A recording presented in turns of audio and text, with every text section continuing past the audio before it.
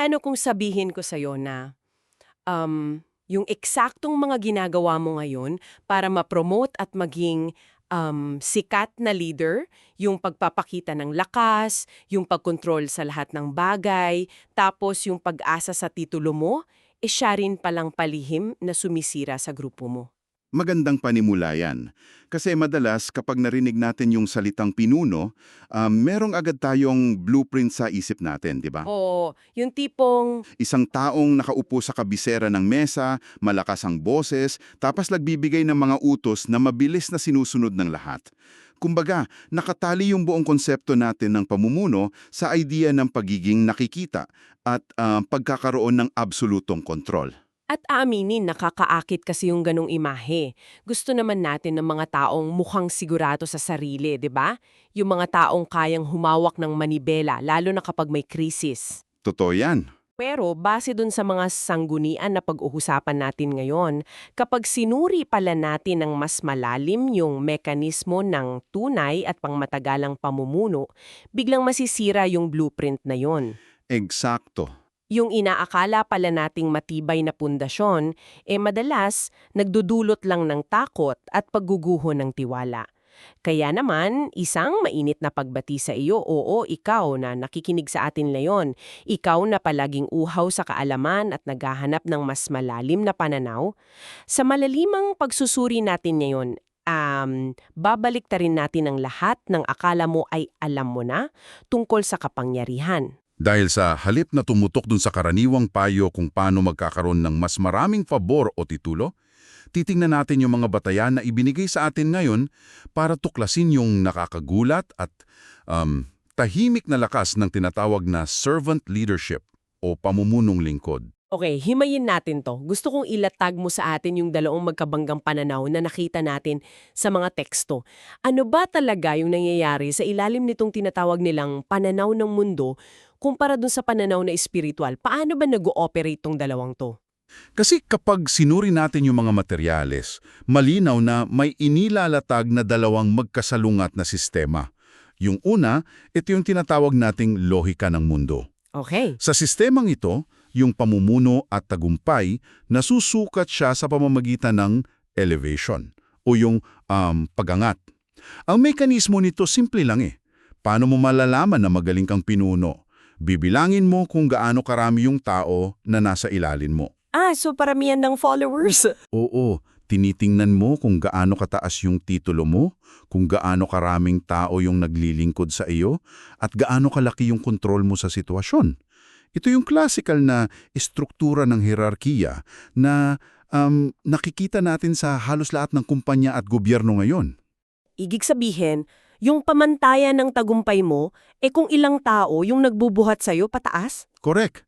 At meron kasing matinding limitasyon yung sistemang yan eh. Dahil kapag ang layunin mo umangat ng umangat, nagiging kasangkapan na lang yung ibang tao para sa sarili mong ambisyon, di ba? Oo nga no? Sa kabilang banda naman, inilalarawan sa aklat ni Marcos, partikular sa Kabanata 10, yung tinatawag na lohika ng kaharian. Dito, direktang inihambing ni Hesukristo yung pamumuno ng mga hentil na nakabatay sa paghahari-harian at dominasyon doon sa isang bagong paradigma. Yung tipong nagbigay siya ng malaking pagliko? Oo, sabi niya doon, hindi dapat ganito sa inyo. Ipinakilala niya yung kaisipan na ang pinakadakila dapat maging tagapaglingkod ng lahat. At ang mahalagang maintindihan natin dito, hindi lang to simpleng moral na payo para maging mabait na boss ha. Ito ay isang revolusyonaryong pagbabago sa mismong istruktura kung paano talaga gumagana ang kapangyarihan.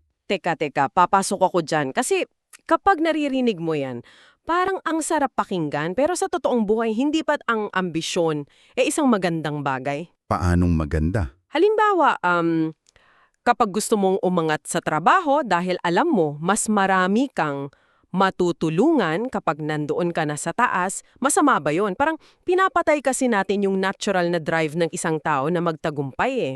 Ang nakakabilib kasi dito, hindi naman pala kinokondena ng teksto yung mismong ambisyon. Hindi ba? Hindi. Ayon sa ating mga sanggunian, hindi masama ang maghanggad ng kadakilaan. Wala namang sinabi na mali yung magkaroon ka ng matinding pagnanasa. na mag-iwan ng marka sa mundo, di ba? Okay, so saan nagkakaproblema? Ang nagiging problema ay yung maling direksyon ng ambisyon. Yung pagkamamali natin nasa mismong definisyon na natin ng kadakilaan. Kasi sa lohika ng mundo, nakatali yan sa pag-angat ng sarili, yung naghahanap ka ng pagkilala at pribilehiyo. Pero sa lohika ng kaharian, nakabatay yan sa kung gaano kalalim yung kakayahan mong bumaba para iangat yung iba. Grabe yon. Ibig sabihin, yung ambisyon mo dapat nakatuon sa mismong paglilingkod, hindi dun sa posisyon na makukuha mo. Napakagandang punto niyan. So, ang tunay na kadakilaan pala, hindi nasusukat sa taas ng inakyat mo, kundi sa lalim ng binaba mo para sa iba. Eksakto. Pero, ang hirap nun. Ang daling sabihin na bumaba ka, pero paano mo gagawin yon nang hindi ka nagmumukhang mahina? Paano ba ito ginawa ng praktikal, base dun sa mga binabasa natin? Dito na tayo dinadala ng teksto sa isang napakalalim at theological na konsepto. Ito yung tinatawag na kenosis na makikita natin sa Pilipos Kabanata 2. Ang kenosis nagmula sa salitang Griego nang ibig sabihin pag-ubos sa sarili. Self-emptying? Oo, self-emptying. Inilalarawan dito si Hesukristo na bagamat may likas na kalagayan ng Diyos, hindi siya kumapit sa kanyang mga karapatan o pribileyo.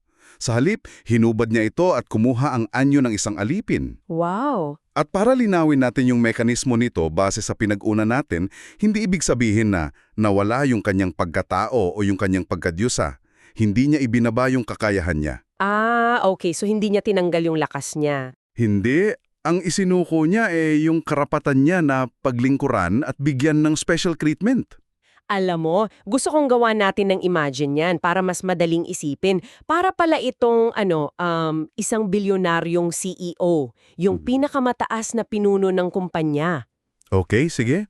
Tapos, sa kalagitnaan ng isang napaka-busy na araw sa opisina, bigla na lang siyang naghubad ng mamahaling suit niya, kumuha ng basahan at timba, tapos naglinis ng sahig sa lobby kasama ng mga entry-level na janitor. Oo, ganun na ganun. Pero kung iisipin mo sa ordinaryong pananaw natin ngayon, hindi ba nakakabawas ng otoridad yung ganitong gawain? Kasi sa paningin ng corporate world, kapag ginawa mo yun, baka mawalan ng respeto sa'yo yung mga tao Baka isipin nilang kaya-kayanin ka na lang nila. Magandang pagkakahalintulad yan. At sa totoo lang, sa kultura nung panahon na isinulat tong mga tekstong ito, mas matindi pa rin yung ginawa niya Kung babalikan natin yung halimbawa sa aklat ni Juan, Kabanata 13, Yung paghugas ng paa? oo, yung hinugasan ni Jesus yung mga paa ng mga disipulo niya, isa yung gawaing nakalaan lang talaga para sa pinakamababang uri ng alipin kasi sobrang dumi ng mga kalsada noon, di ba? Dito natin makikita yung mismong kabalintunaan o yung paradox ng kapangyarihan. Paano nangyari yung paradox doon? Kasi sinasagot nito yung tanong mo ng buong linaw Ang voluntaryong pagsuko ng kapangyarihan ay hindi nagpapahina sa otoridad mo. Sa katunayan, ginagawa nitong hindi matitinag yung otoridad mo. Teka, paano yun? Paano yung paggawa ng trabaho ng alipin nagpapatibay ng kapangyarihan? Parang baliktad Kasi nag-iiba yung basehan ng tiwala.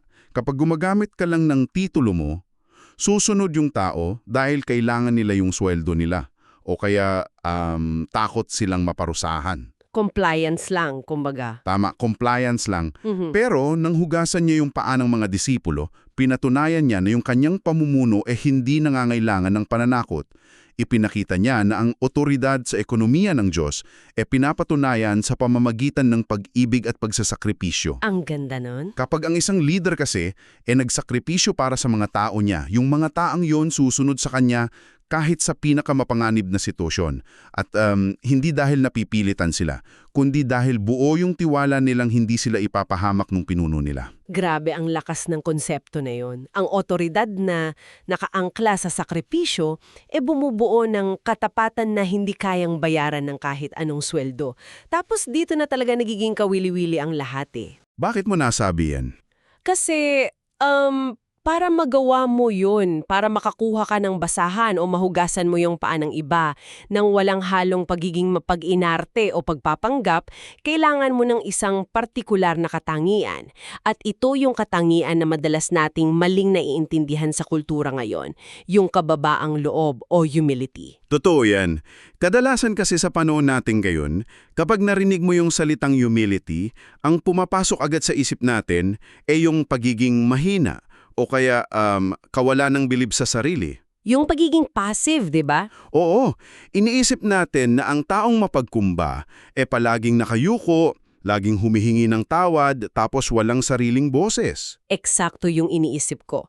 Kasi sa modernong mundo natin, lalo na ngayon na uso ang cancel culture, tapos matindi yung kompetisyon sa negosyo at sa politika, sa opisina, di ba? Ang pagiging sobrang mapagkumbaba, magdudulot lang para abusuhin ka. Yung gagawin kang doormat. Oo, gagawin kang doormat at tatapakan ka ng iba para sila yung umangat. Paano ka mamumuno ng may paninindigan kung ang basic instinct mo palaging magbigay? Naiintindihan ko kung bakit ganyan yung pananaw natin. Pero ipinapakita dun sa mga sanggunian natin na isang malaking kasinungalingan yung ganyang definisyon ng kababaang loob. Ang humility ay hindi yung pagpayag na maging basahan na tatapakan ng iba. Okay, so ano siya? Ang pinakamagandang paglalarawan nito lakas na nakapaalam sa kontrol. Lakas na nakapaalam sa kontrol. Oo. Kung titingnan natin yung Roma 12 talata 3, ang tunay na kababaang loob ay yung pagkakaroon ng tamang pananaw sa sarili, sober judgment kumbaga. Ibig sabihin, alam mo kung sino ka. So hindi mo inaalisan ng halaga yung sarili mo. Hindi mo iniisip na mas magaling ka kaysa sa iba at hindi ka nagyayabang. Pero, hindi mo rin minamaliit yung mga kakayahan at talentong ibinigay sa'yo. Ang sikat na kasabihan nga rito, ang kababaang loob ay hindi ang pag-iisip ng masama tungkol sa sarili, kundi ang hindi palaging pag-iisip sa sarili. Self-forgetfulness, hindi self-deprecation. Ibig sabihin, hindi ko pala kailangang sabihin, ay wala akong kwenta, hindi ko to kaya para lang magmukhang mapagkumbaba. Hindi, mali yun. Kundi sasabihin kong, alam kong kaya ko to, malakas ang abilidad ko rito, pero gagamitin ko yung lakas na to para protektahan yung team ko at hindi para magpasikat. Ganyan na ganyan. At may magandang pruweba yan sa mga teksto. Si Moises, Anong meron kay Moises? inilarawan siya sa mga sulatin bilang pinakamapagkumbabang tao sa ibabaw ng lupa. Pero hindi ba't si Moises din yung taong buong tapang na humarap kay Paraon?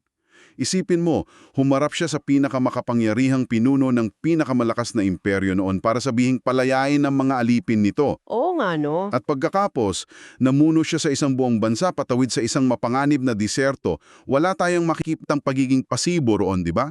Wala siyang inatrasan. Kaya paalo natin imamap yan sa modernong empleyado o manager? Isipin mo na lang yung isang manager na handang harapin at kumprontahin yung toxic na boss niya sa head office. Para ipagtanggol yung tauhan niya. Oo, ipagtatanggol niya yung mga tauhan niya na inaabuso sa kota. Yung manager na yon, may matinding kababaang loob siya. Bakit? Dahil isinasantabi niya yung sarili niyang comfort at posibleng promotion para iligtas yung mga taong nasa ilalim niya. Wow! Kumbabang pinuno yung kapakanan ng iba nang hindi isinusuko yung matibay niyang paninindigan sa kung ano ang tama. Nakikita ko na yung malinaw na koneksyon.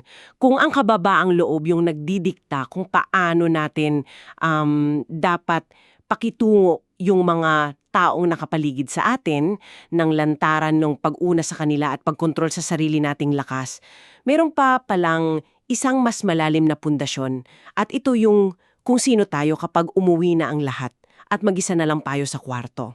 Totoo yan. Dahil aminin ko, walang silbi yung pagiging kunwaring mapagkumbaba mo sa publiko kung puro kalokohan naman yung ginagawa mo sa pribado, di ba? Dito na pumapasok yung integridad. Walang kaduda-duda dyan. Walang timbang yung public humility kung hindi ito sinusuportahan ng private integrity kapag walang nakatingin. Ang integridad, base sa pagsusuri natin sa mga materyales, nangangahulugang wholeness o pagiging buo. Pagiging buo? Oo, ito yung perpektong pagtugma ng mga paniniwala mo, ng karakter mo, at ng mga ginagawa mo. Kapag ang isang pinuno ay may integridad, walang lamat yung pagkatao niya.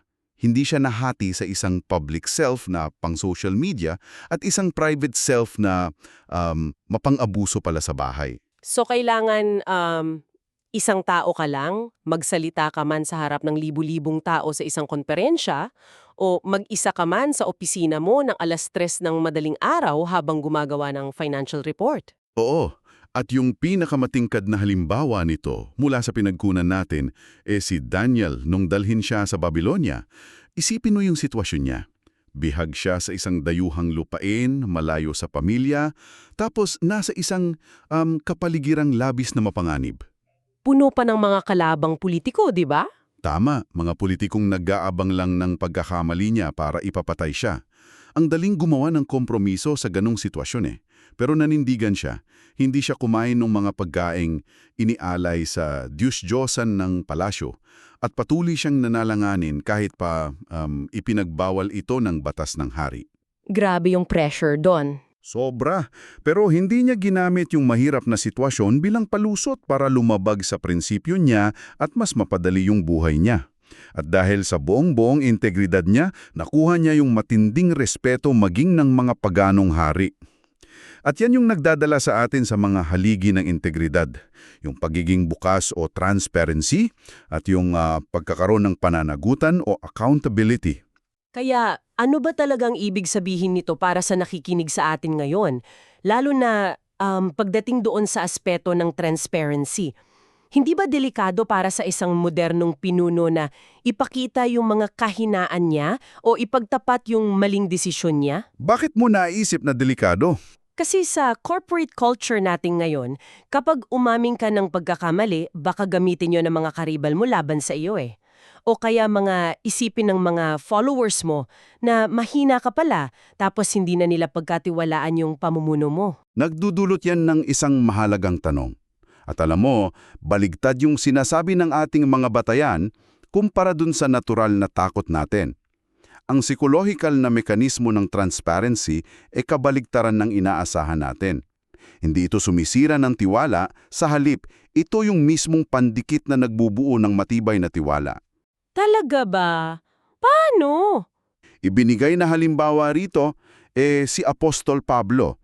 Kung babasahin mo yung mga sulat niya, lalo na dun sa mga taga-Korinto, hindi niya itinago yung mga paghihirap niya. Ibinunyag niya yung mga personal na kahinaan niya, maging yung pangangailangan niya ng tulong.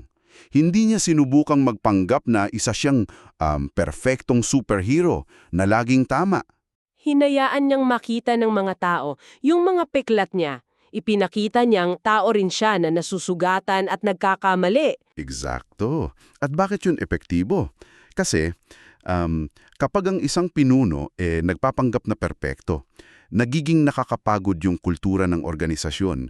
Ang pakiramdam ng mga tao sa ilalim niya, kailangan din nilang maging perpekto Kailangan nilang itago yung mga pagkakamali nila. So nagiging toxic yung environment. Oo. Pero, nang ipakita ni Pablo yung kahinaan niya, tinanggal niya yung pader ng pagpapanggap. Ang resulta, nakinig sila sa kanya hindi dahil perpekto siya, kundi dahil totoo siya. Kapag umaako ka ng pagkakamali, binibigyan mo ng kalayaan yung team mo na maging totoo rin, nawawala yung takot. At sa halip na itago yung problema, nagtutulungan kayong ayusin ito. Tama, yung pag-ako sa pagkakamali nagpapatibay sa kredibilidad ng isang pinuno dahil alam ng mga tao na hindi ka magsisinungaling para lang... Okay, kaya nga, himayan natin to kasi napakalinaw na ng paghihimay natin sa dalawang malalaking haliging ito. Yung kababaang loob at yung integridad. Natukoy na natin kung bakit hindi ito kahinaan at bakit ito nagbubuo ng matibay na tiwala. Ngayon, ilapat natin to sa lupa. Paano natin ito isasalin sa isang malinaw at araw-araw na gawi sa pamumuno? Ano yung eksaktong formularyo o equation na makikita natin sa totoong buhay? May inilatag yung mga sanggunian natin na isang napakalinaw na equation pagdating sa dinamika ng pamumuno. Ganito yon. Ang otoridad na ibinawasan ang kababaang loob ay nagreresulta sa pagkontrol. In short, authority minus humility equals control. Otoridad na walang kasamang kababaang loob, nauuwi lang sa pagkontrol ng mga tao. Oo, at may isang malungkot na halimbawa nito sa teksto natin, si Haring Saul. Paano siya naging halimbawa? Noong simula kasi, maayos siyang pinuno eh. Ngunit nang mawala yung kababaang loob niya at pinili niyang unahin yung pagpapabango ng sarili niyang pangalan, yung kapangyarihan niya nauwi sa manipulasyon at pagtatanim ng takot sa mga tao. Ano bang epekto sa psikolohiya ng grupo kapag kinokontrol mo sila sa pamamagitan ng takot? Baka magrebelde? O kaya ang makukuha mo lang mababaw na pagsunod. Susunod sila dahil ayaw nilang maparusahan, hindi dahil naniniwala sila sa bisyon mo. Naku, nakikita natin yan palagi sa mga kumpanya eh. Yung mga empleyadong nag-aagawan sa paggawa ng trabaho kapag nakatingin yung manager, pero sa sandaling umalis yung boss, para magkape, lahat sila'y nag-scroll na sa cellphone at walang pakialam sa mission ng opisina. Walang katapatan, di ba? Wala talaga. Ngayon, tingnan naman natin yung kabilang bahagi ng ekwasyon. Ang otoridad na dinagdagan ng kababaang loob ay nagre-resulta sa transformasyon. Authority plus humility equals transformation. Okay, so mapapabago mo yung tao. Oo, kapag isinama mo yung kababaang loob sa posisyon mo, hindi na lang basta trabaho yung ginagawa ninyo. Nagdudulot ito ng malalim na tiwala at katapatan. At para magawa to sa pang-araw-araw, nagbigay yung teksto ng isang napaka-praktikal na aplikasyon, ang sining ng pakikinig.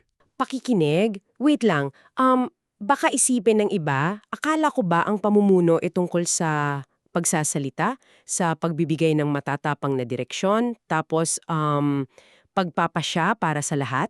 Bahagi yon ng trabaho, pero yung mismong pundasyon nito ang pakikinig. Ang pakikinig ng buong atensyon na hindi sumasabat, yung totoong pagpapahalaga sa pananaw ng iba, at yung kakayahang pansamantalang ipagpaliban yung sarili mong opinyon para unawain yung pinanggagalingan ng empleyado mo. Ito yung mga pinakakongkretong kilos ng isang pamumunong lingkod. Wow! Ipinapakita ng aksyong ito na hindi mo sila tinatrato bilang mga mechanical na kasangkapan para lang makamit yung kwota mo. Ipinapakita nito na kinikilala mo sila bilang mga tao may sariling halaga at talino. Ano mo, habang pinapakinggan kita, parang palitong pagmamaneho ng sasakyan. Paano mo nasabi? Kasi yung otoridad at posisyon mo, yan yung makina eh. Yan yung nagbibigay ng matinding puwersa at enerhiya para umandar yung buong organisasyon. Pero yung kababaang loob at yung sining ng pakikinig, yan naman yung manibela. Oo nga no? Ayan yung mga tao sa tamang direksyon. Isang bagay lang ang sigurado, makakabangga ka, masisira yung sasakyan, at makakasakit ka ng mga taong nakasakay sama mo. At kung ikukonekta natin ito sa mas malaking larawan, yan mismong sakuna ang nangyayari kapag naglalak yung manibela ng isang pinuno, kapag tumigil na siyang makinig. Sa totoo lang, mas malalim pa sa pagkakabangga yung epekto nito eh. Ano pa yung mangyayari? Ang impluensya na ginagamit ng walang kababaang loob at walang kakayahang makinig, direktang nagiging manipulasyon. Ginagamit mo lang yung lakas ng makina para makarating sa sarili mong personal na destinasyon, kahit iwanan mo pa yung mga tao mo sa gilid ng kalsada. Grabe yun. Ngunit ang otoridad na ginagabayan ng kababaang loob nagiging isang bukas na daluyan ng paglilingkod. Ito yung uri ng pamumuno na nagbabago hindi lamang ng mga resulta ng benta o kota ng kumpanya, kundi nagbabago sa mismong buhay at karakter ng mga taong sumusunod sa iyo. Napakalalim at nakakapagpamulat ng ganitong pagsusuri. Kaya para sa iyo na nakikinig sa atin ngayon, na marahil may hinahawakan pwesto o ngangarap na maging isang epektibong pinuno sa hinaharap, muli nating buuin yung mga pinakamahalagang aral na napag-usapan natin. Ang tunay na sukatan ng iyong pamumuno ay hindi kailanman nakikita sa kung gaano karaming tao yung nakapila sa labas ng opisina mo para sundin ang mga utos mo, di ba? Totoo yan? Ang tunay na sukatan ay kung gaano katapat, gaano kabuo at gaano kataos-pusong naglilingkod dun sa mga taong mislong nasa harapan mo ngayon. Ang pagiging isang tunay na pinuno, hindi yan tungkol sa pagkakagaman sa kapangyarihan. Tungkol yan sa unti-unting paghubog ng sarili mo para umako dun sa katangian ni Kristo, yung pinunong voluntaryong bumaba, hinubad yung pribilehyo para iangat at linisin yung iba. At nagiiwan ito sa bawat isa sa atin ng isang seryosong hamon dahil alam natin na napakadaling pag-usapan at pakinggan ng mga nakakabilib na konseptong ito habang nagpapahinga tayo, di ba? Ngunit ang tunay na pagsubok kung paano natin ito isa sa buhay sa mga sandaling sinusubok yung pasyensya natin ng isang mahirap na katrabaho o kaya sinusubok yung pride natin kapag kailangan nating aminin yung pagkakamali natin at sinusubok yung integridad natin kapag wala nang nakatingin. Kaya bago tayo tuluyang magpaalam, gusto kong iwan sa iyo ang isang malalim na tanong. Isang bagay na maaari mong pag-isipang mabuti pagkatapos mong pakinggan ng usapang ito. Kung ang pinakamakapangyarihan, pinakarinerespeto, at pinaka-naaalalang mga pinuno sa buong kasaysayan ng mundo ay yung mga taong mas piniling maglingkod kesa sa paglingkuran. Paano kaya mababago ng lubusan ang kinalalabasan ng pinakamabigat na problema o hiduan na kinakaharap mo ngayon sa buhay o trabaho? Kung bukas na bukas pagising mo, haharapin mo ito hindi bilang isang taong may awtoridad na kailangang ipagtanggol yung kanyang pride, kundi bilang isang lingkod na handang makinig at umunawa. Panahon na siguro para punitin natin yung lumang blueprint ng pamumuno na puno ng mga titulo at pamamanipulasyon at simulan nating itayo ang ating impluwensya sa matibay na pundasyon ng paglilingkod at integridad. Maraming salamat sa iyong oras at sa patuloy mong pag-uhaw sa kaalaman. Hanggang sa muli nating malalimang pagsusuri!